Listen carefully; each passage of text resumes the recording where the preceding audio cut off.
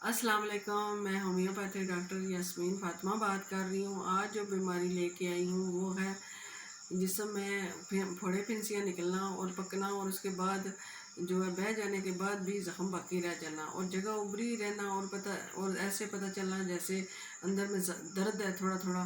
और इसके बाद अलावा बाज़ दफ़ा ये होता है कि इंसानी जिस्म को कट लग जाता है और उसमें ज़ख्म वगैरह बनता है और ज़ख्म ठीक भी हो जाता है, लेकिन फिर भी अभी जगह ऊपर से उभरी रहती है और दर्द बाकी रहता है। और बाद दफ़ा ये होता है कि बच्चियाँ वगैरह कान छिदवाती हैं और रिंग भी पड़ जाता है, लेकिन उसके आगे पीछे की जगह जो मोटी मोटी रहती है और दर्द करती रहती है।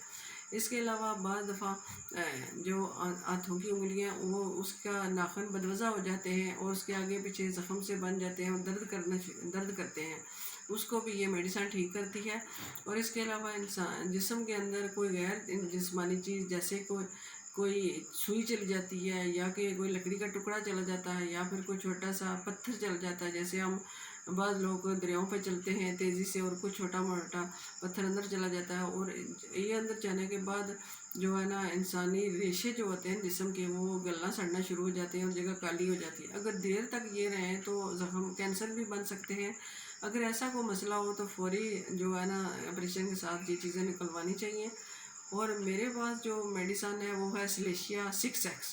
इसमें छोटी छोटी बारीक गोलियां होती हैं। ये सुबह दोपहर शाम 4-4 गोलियां लेनी हैं।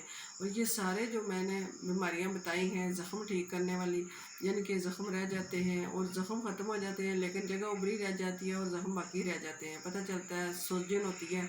और जब ये मेडिसिन लेंगे तो ये जो अगर सुई वगैरह अंदर होगी तो वो उसकी जगह पक जाएगी और रेशा बनेगा और रेशा बाहर वो उसको चीज़ को भी बाहर निकाल देगा।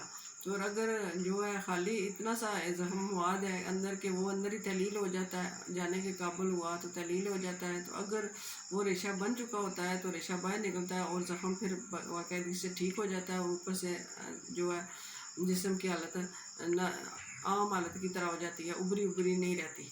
और ये इंशाल्लाह ताला आपकी ये बीमारी बिल्कुल ठीक हो जाएगी। और आइंदा फिर मिलेंगे।